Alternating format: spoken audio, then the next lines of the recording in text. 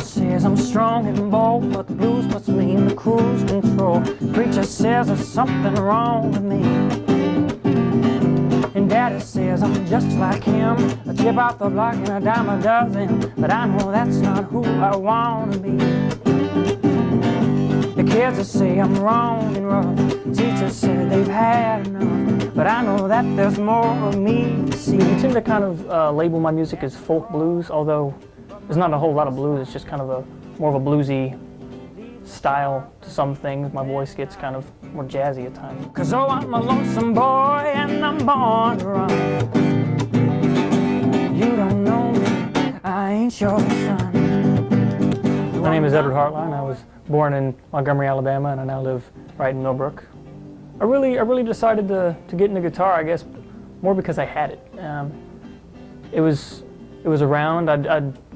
I'd wanted it since I was really young. I remember that. I asked my sister for it a lot, and she never played it, so I was kind of gone to waste in her room. So when she finally gave it to me, I kind of had this determination, I guess, and so I wanted to learn to play that. And I couldn't even wrap my hands around it because, you know, it's a big acoustic guitar, and I'm 8 years old, and I'm just kind of doing this, and it just kind of looks silly. But one day, I think it was about 6th grade. Yeah, 6th grade. Some girl just kind of broke my heart or whatever, I guess, as much as you can do to a 6th grade heart. And I picked it up and I wrote a song for her, and on one little string. And from there, I just knew I loved writing and I loved playing guitar, and it's just been progress since then. I joined drumline pretty early on, so I play pretty much everything percussion-wise. I play guitar, I play keyboard instruments, I play piano. I messed around. I played trumpet for 2 years in school, and I put that down because I got kind of bored with it. But I'm looking at playing the violin. That's my next obstacle I got. My mom is kind of a stay-at-home mom, so she's basically my manager at this point. She's the go-to song hearer whenever I write a song. You know, she'll be out, you know, getting groceries or whatever, and I'll text her, say, hey, I wrote a song, and that's kind of been how it's been since day one. In the future, I don't know. I want to do this as a living. I mean, this is a career thing. I don't really have any sort of I want to be famous kind of thing. I'd love to just live gig to gig. That's I have whether I have a message in the song or not, I really just like to know that the person listening feels something. And if I can get that done, then I've done my job, whether I got a paycheck for it or not.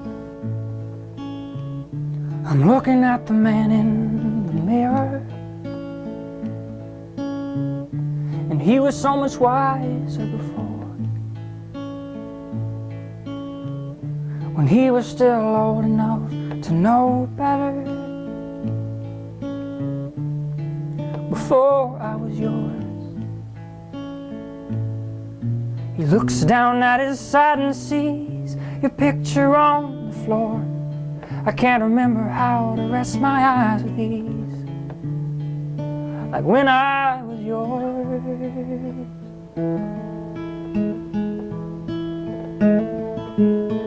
Sometimes it feels like growing older. Somehow I'm going to get over the weight on my shoulders, and just hold her, holding me. I'm standing there between the girl and the dream, but if they could see me, would they see anything?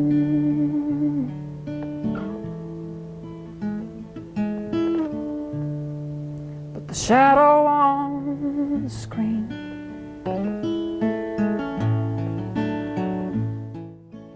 I get a lot of my inspiration when I'm writing. It's usually I know at first I was always sitting on my bed looking out the window.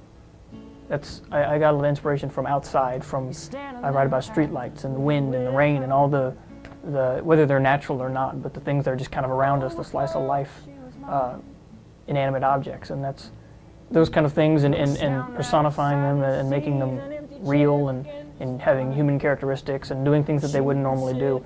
I really enjoy writing like that with using some wordplay.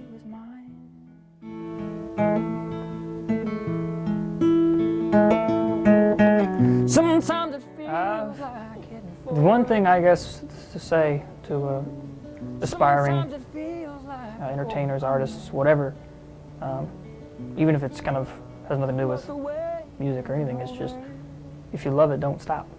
I mean, it's going to be hard, especially when you try and do something new, and there's going to be some weird times where you're trying to get from one place to the other, and you're going to be frustrated, and you're not going to want to do that anymore. But you got to do it, and don't put it down because you're frustrated. Keep it in your hand because you love it, and stick with it. But the shadow on the screen